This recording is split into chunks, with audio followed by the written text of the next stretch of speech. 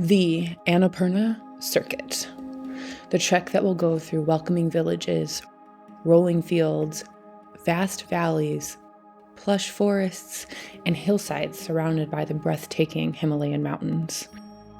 Throughout the 8-day trek from Besisahar to Muktinath, lessons were learned and experiences were had.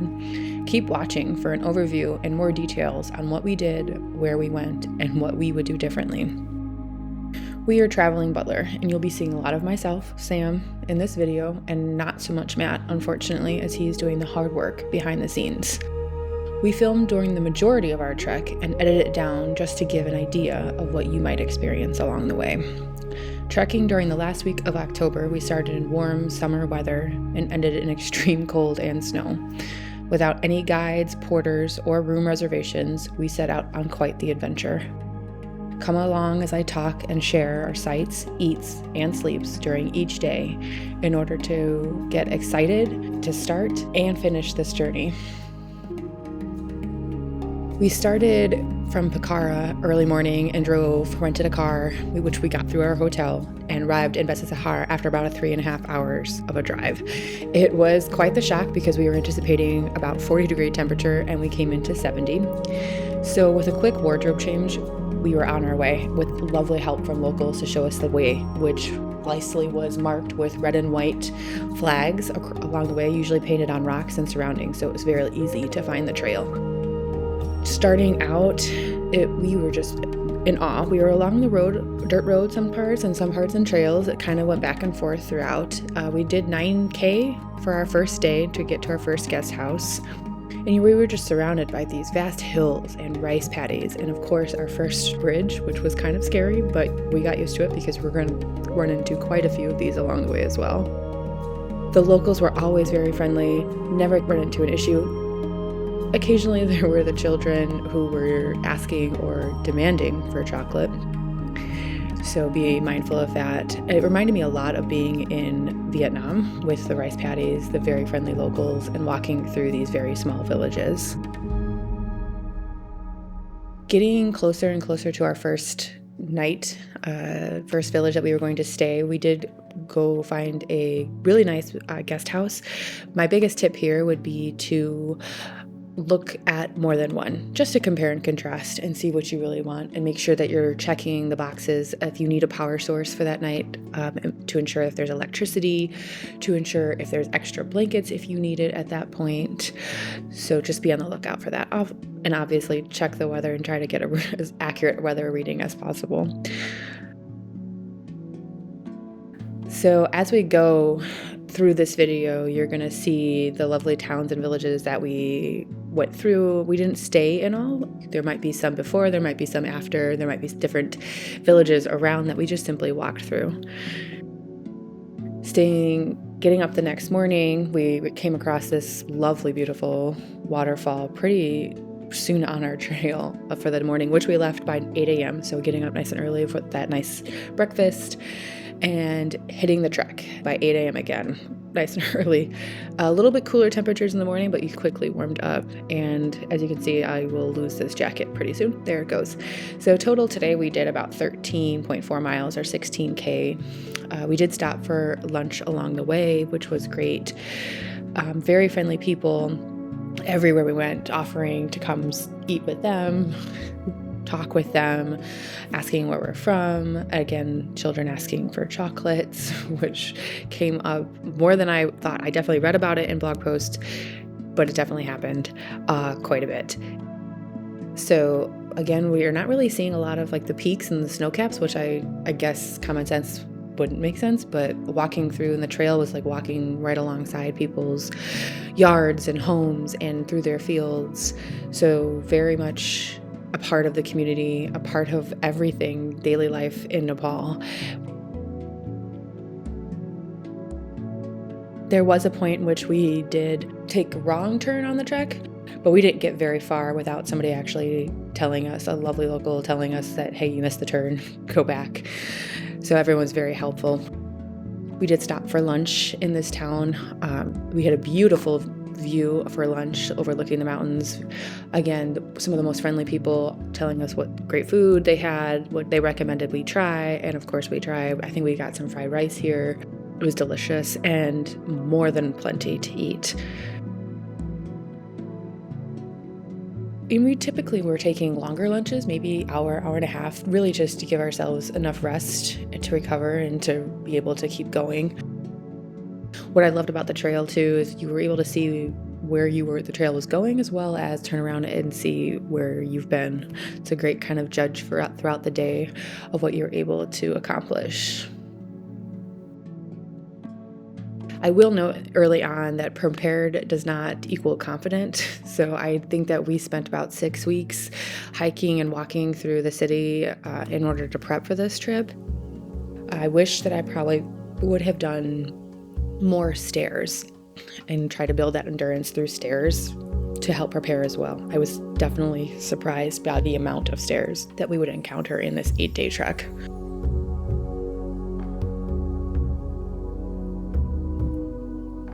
We are approaching through another village and approaching Jagat, which would be the night where we would stay.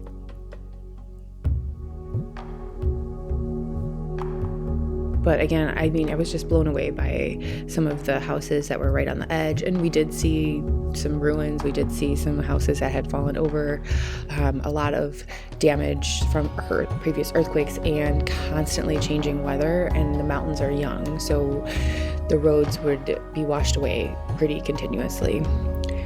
Lots of local animal life. We ran into a lot of mules and goats early on, and then we start to see. So here we get a view of Jagat as we're approaching, and you see a village and you're excited, like, okay, we've made it.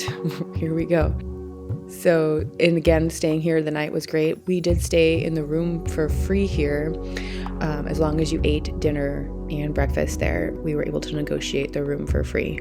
The bathroom was not en suite in this town, but again, that's something that you can compare and contrast when you're looking for places to stay throughout different guest houses. Our primary concern was making sure we had a power source so we can charge up. Off the next day we go. Beautiful waterfalls. I was obsessed with the waterfalls in the Philippines, but Nepal's waterfalls on this trek were mind-blowing. I just couldn't stop taking photos of myself.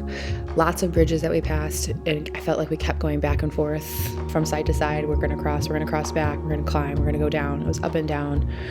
But again, this day we did start out early again. I was woken up quite a few times by some roosters.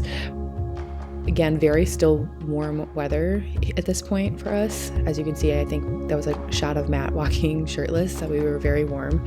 But again, we hit the trek around 8 a.m. We did see a few more fellow trekkers at this point. We had a couple at our guest house too, but we really, after getting going for about half hour, you are so spaced out, we barely saw anybody at that point. For a total of this day, we got to about 15K. So we did stop along the way to take some great photos, to rest, to make sure that we were staying hydrated. We didn't want to do too much too fast, which stopping for videos was always a great reason for that. We did stop in Tal for lunch, and this was a beautiful little village right at the base of a couple waterfalls. We had a whole rooftop restaurant to ourselves, where we absolutely are falling in love with Tibetan bread, becoming a quick favorite. My biggest tip here, just stop and look around. It's so easy, you're tired and you're trekking and you're watching where you're walking and you're watching the trail, but just stop, take a look all around you, the people, the trees, the sounds, the views, and just soak in where you're at, because when are you going to be in this again? And I think that's probably my biggest takeaway this early on in the trip, especially because I was in a little bit of that anxiety. I can't believe we have so many more days of this, and I'm tired, and I don't know if I could do this. The self-doubt comes in, and then just, stopping and saying, this is beautiful, and focusing on the positive and what's around me.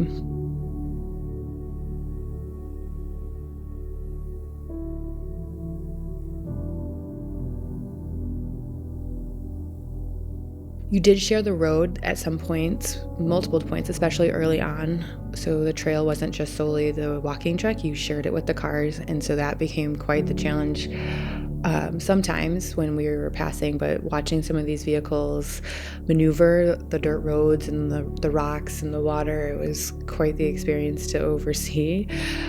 Definitely made me a little anxious, hopeful that our way down in a car won't be that bad. More to come later on that. We started being surrounded more and more by these, hillsides. We're starting to actually catch a little bit of a peek of those snow caps, and it gets a little bit exciting. We definitely are starting to run into more porters and other groups of people. We would run into a group here and there that were walking together. And again, a lot of locals who were not afraid to ask, especially the children, for chocolate. We didn't have any, we didn't come prepared, but that's what they asked for a lot of the times. These were some really great archways that we would walk through. It usually was a symbol that you were coming up to a village or you were leaving the village. And I did get excited about many times, like, okay, so a lot of times when we would stop for something to drink, or it was just, we knew that we were gonna have access to water. And a lot of times we had a self-filtering water bottles, so we would fill those up.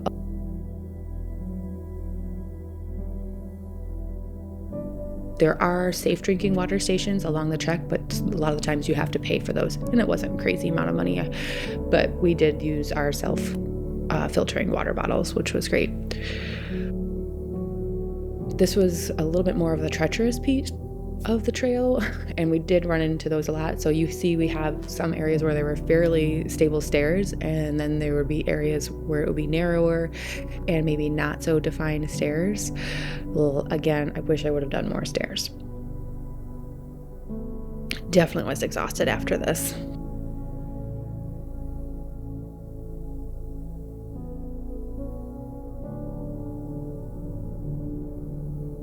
This day we started off fairly early. We were on the trek by 7:15 a.m. Very much, again, reminded of northern Vietnam. However, this is the day it also started to change as we started to climb. We started to gain a little bit more altitude. And this day we added about 14K to our total distance trekked. And we did it in about 6.5 hours on this day, which wasn't too bad considering we like to stop. We did start out pretty slow this morning. I think this was the morning I was the most tired and feeling a little bit sore. But after about that 2-hour mark into the trek, I started feeling no pain and ready to go. I kind of found myself in that pattern. The first couple hours, I was like a little bit sore and tired and a little bit from back pain or shoulder pain from the backpack.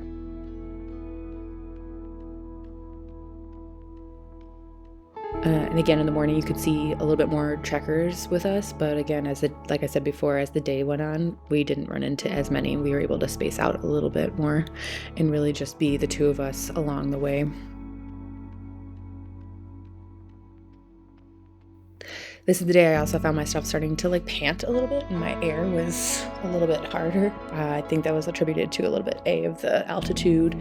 Again, we were climbing a lot more, so I was really excited to stop and get some lunch and just kind of, take the shoes off, relax for a little bit, and rest up and get ready for the next half of the day.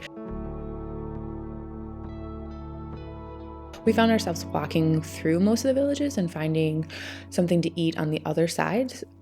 Again, it wasn't very crowded, so you could take your pick wherever you went. I think we did not really have any bad meals by any means. And then we were back out on the trek for the afternoon to get to our final destination.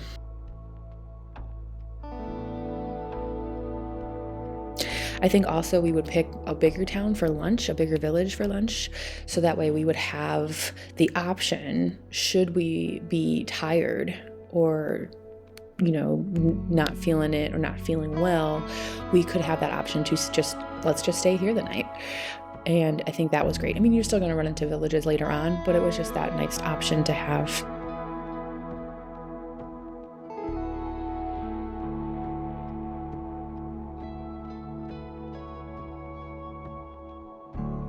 Great town of Koto, very friendly people. We did come into our first or second at this point permit checkpoint. Along with the permits, I would definitely recommend getting having plenty of passport photos with you before you go. It makes the process once you're in Nepal a lot easier. We got our permits in Pokhara. It took us probably an hour or so, and then filling out both sets of paperwork, the ACAP and the TIMS. I would definitely recommend doing it. They do have opportunities in other locations that you can get your passport photo taken. It just adds more time and more steps, so make sure you plan accordingly. We are approaching Chame, which is where we stayed the night. It was actually kind of fun because a gentleman who drove past us on a motorcycle stopped and started talking to us and gave us a card for his guest house, which is a new guest house. So we stayed there for the night. It was great. We did stay for free again, as long as we ate dinner and breakfast with them. So we were able to negotiate that. We had an ensuite bathroom in this one, but no hot water. So we had to use the shower downstairs, and I apparently chose the wrong one, and that one did not have hot water. So again, make sure you ask questions and ask for help, because had I asked and stayed and waited for somebody, they probably would have showed me to the shower room with the hot water. Next morning, leaving out was probably the more crowded morning leaving out. I felt like a trekker's parade. There was lots of people leaving their guest houses to hit the trail at 8 a.m. By now, we were pretty spaced out. We saw some more people approaching another town. This one had an apple orchard that you could stop at, and it had lunch. We kept walking at this point, so we kind of passed through most of the trekkers that were resting there, and we just kind of kept on trucking. We totaled about 14.5K for this day, and we were just mind blown with all of these crazy, amazing hilltops, and we were seeing more of the snow caps and getting more into the forest. I think we started smelling some more of the pine versus the more tropical, like down by the rice paddies and all of that down there. Definitely starting to feel that you were definitely climbing more and reaching that higher altitudes.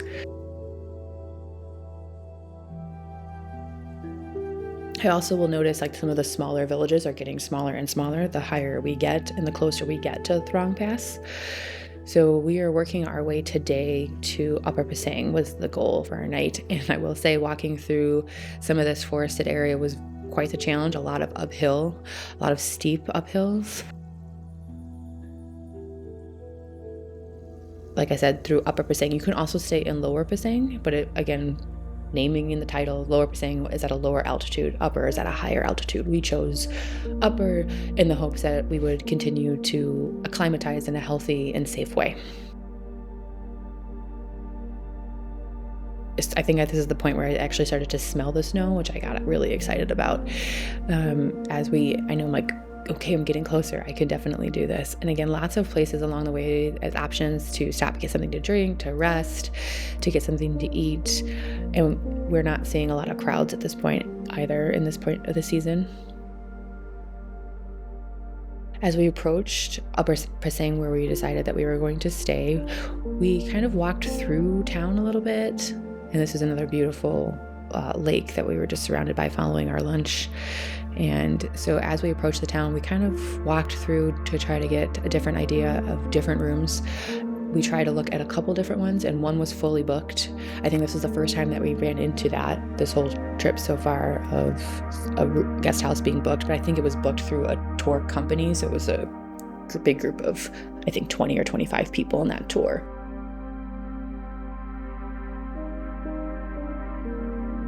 The trail was a little bit more narrow at this point, definitely no cars at this point as well, at least at this part of the trail. Again, it went back and forth between sharing the road and not.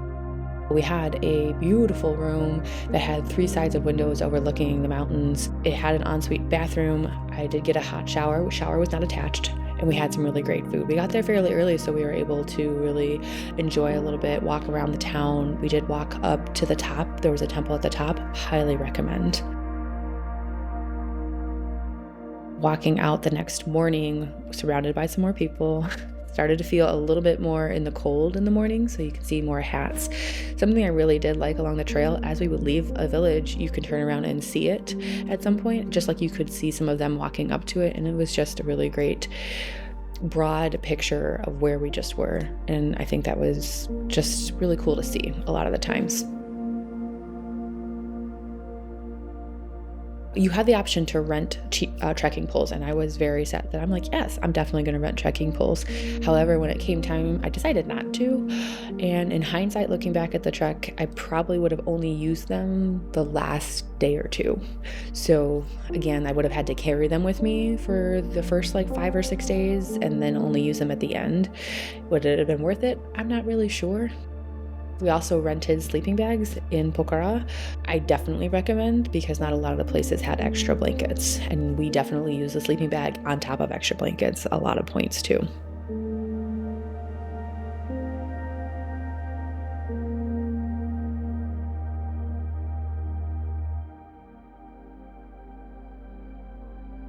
And this is kind of where I was introduced to the infamous switchback. I did not fully realize that's what they're called, as I'm new to trekking. However, it was a steep uphill turn, and we kind of went back and forth with this in a couple different areas on this day's trek. Totaling today, we accomplished 19.5 kilometers. Yes, I'll say that again, 19.5. I was pretty tired. I did find myself stopping quite a bit, just to kind of lean up against the mountain or sit on a rock. However, getting to this is at the point of a top of one of the switchbacks that we probably were working on for about 45 to an hour back and forth.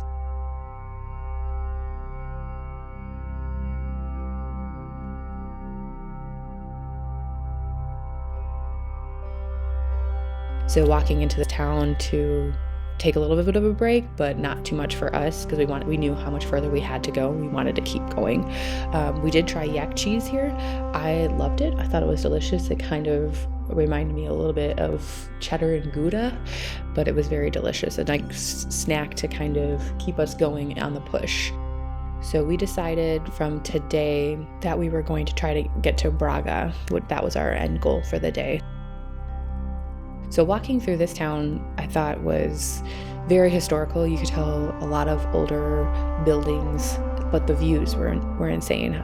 We stopped, I think, along the way from just walking through this town. I think it took us about 40 minutes just because we kept stopping to take videos or photos, or I think we spoke to the locals. I think we bought a souvenir. We bought the cheese. I mean, it was just a great break, but yet not break. We kept walking through it. And another thing, you could see the trail. So there was multiple trails, but it was just great to see how far we'd come. Another great view of the broad picture of that village. So it was fantastic, just constantly breathtaking. We decided to stay in Braga instead of Manang. So Manang was the next big village, and our plan was to make it to Braga, which is about a half hour before Manang. And our thought was, a lot of trekkers and a lot of the things that are recommended is to stay in Manang for a whole day, so almost for 2 nights, to help you acclimatize. So our thought was to stay in Braga and then the next morning just beyond Manang. So we would still be acclimatizing, we still wouldn't be going as far, we'd be doing shorter days and resting for most of the day. I think it worked out for the most part, but we also started the trek at Besisahar. So if you're renting a car and you're starting further along the circuit, it might be better to stay the full day and a half in Manang.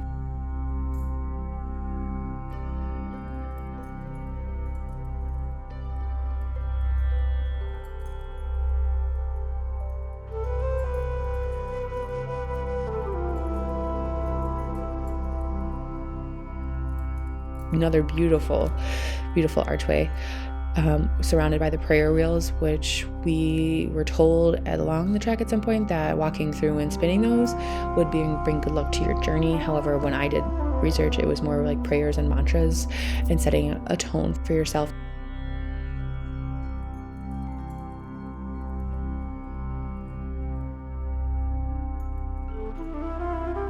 We stopped in Ngawal for lunch, and again, we had beautiful views. We did not climb those stairs, but you can. There's a temple at the top, and we were able to rest for about an hour or so.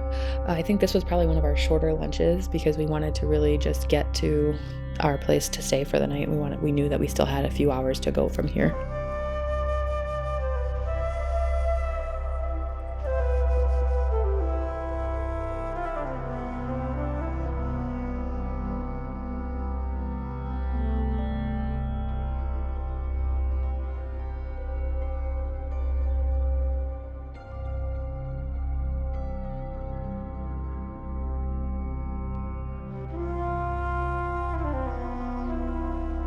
There was a couple of points at this part where we weren't sure if necessarily we were on the track because we had not seen the red and white for a while.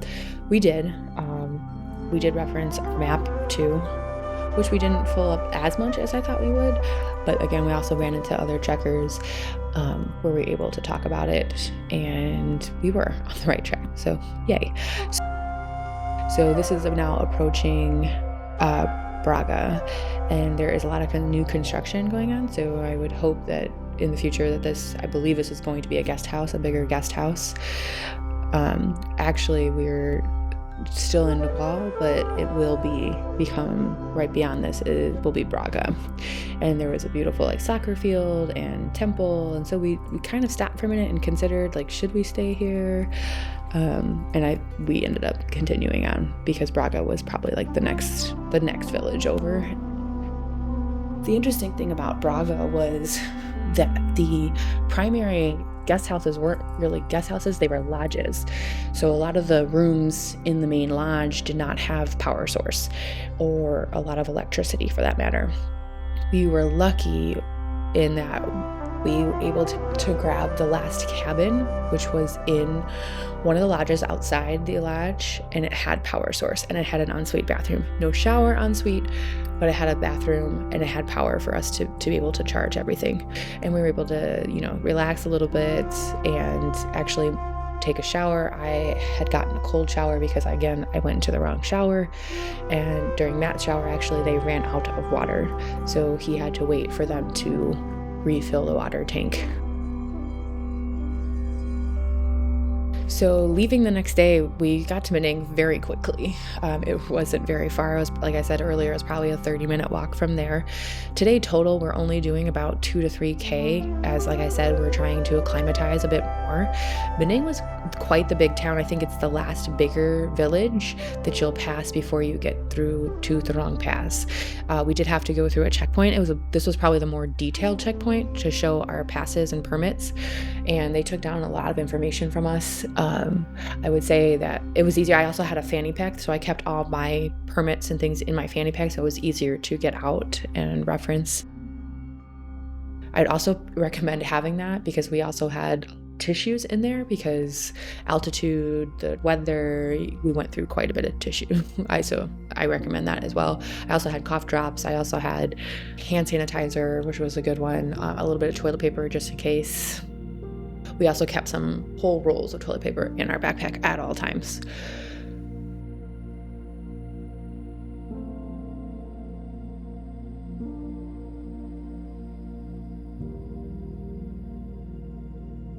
So walking through Manang, we took our time here because we knew A, it was going to be a short day, and B, this was our only chance to really see this village, and it was beautiful.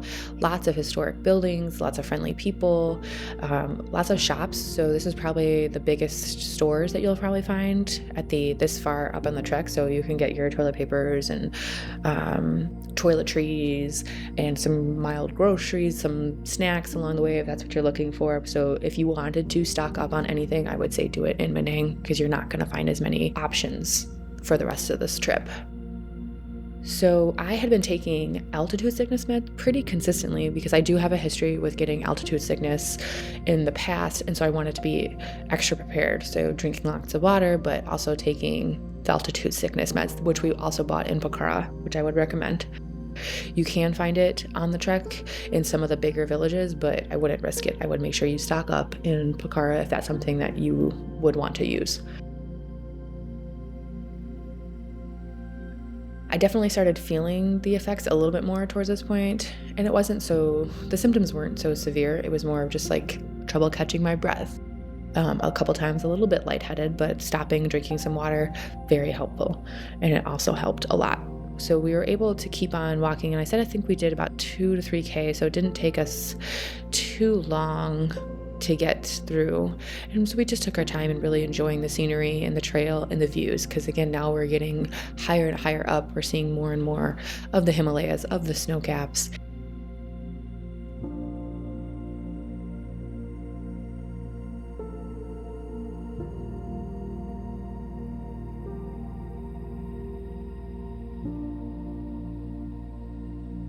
We arrived into Gansang, where we decided that we were going to stay the night, and this is it. It is a very small village, no stores, 2 guest houses, one of which was closed, so we did stay on the lower one. I think about 200 rupees for the room. No bathroom attached, but we did have, the bathroom was next door. No shower, but we did pay for a bucket shower, and I will note that this was the last shower until we made it through the pass. As we get higher in altitude, it was not as much an option for like running water in a lot of the villages that we stayed in from here on out.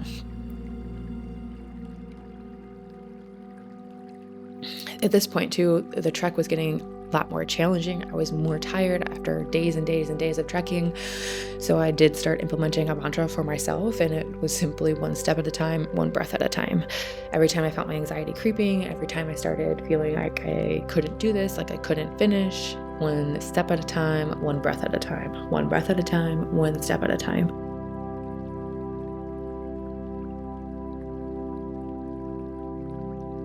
So the next day, as we started leaving Gansang, our goal was to hopefully try to get to Throng Pedi, but we knew that it was going to be quite the distance. So our plan was to make it to Latdar, to stop for lunch along the way, and then we would reassess how we were feeling and if we would continue at that point.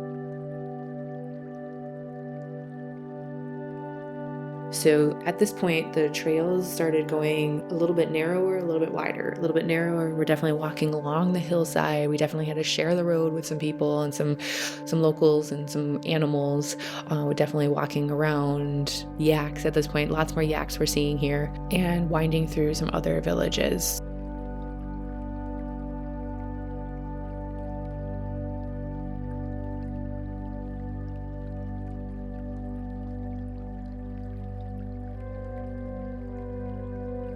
These 2 villages were very, very close together. So this is Yak Khaki, and within the next like 20 to 30 minutes, we were in Latdar.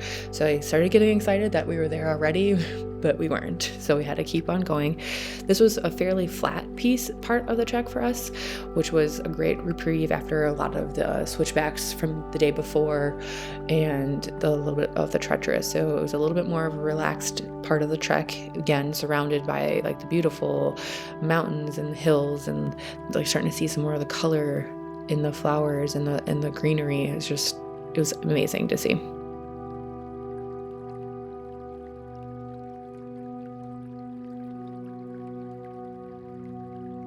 The last little bit coming up to Latdar, we did see a few more of the return of the switchbacks, so it was a little bit tiring.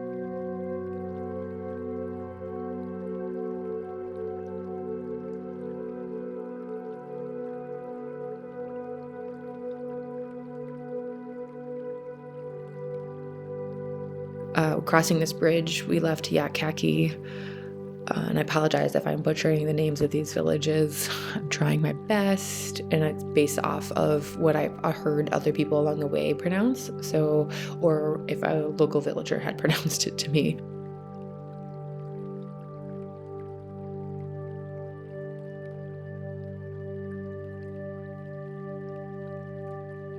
There are tips too, as far as when you're passing a yak, if they're laying on the track like that, never go downhill and pass, try to pass uphill in case they do. But we never saw it, we never witnessed it, and I was never afraid that it was going to happen, but that is the tip that they recommend when it comes to passing the yak.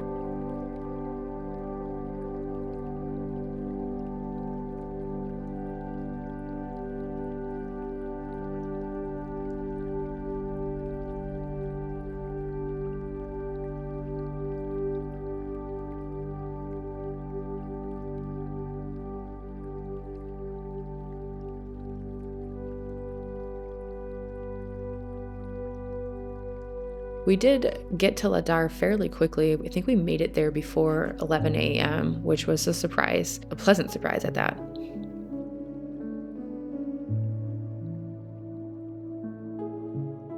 This was probably one of the longest bridges. And a lot of times for like crossing over, if like that bridge wasn't there, we would have to like, and we had at some point gone all the way down to the water to cross over and then go all the way back up. And you can kind of see on the other side, that's what we were going to have to do at this point as well.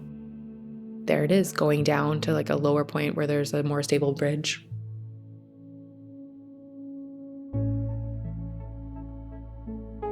We did reach after lunch at Ladar. We decided to keep on going towards Throng La. Like I said, we got there at 11. We had a nice long lunch and we were out the door. We were ready to go. We only had 5K to go to get to Throng La. We did pass some pretty crazy landslide warnings and they were no joke. We basically had the trail kind of shrunk down to about 2-3 feet, and it was primarily these shale, very flat shale stones.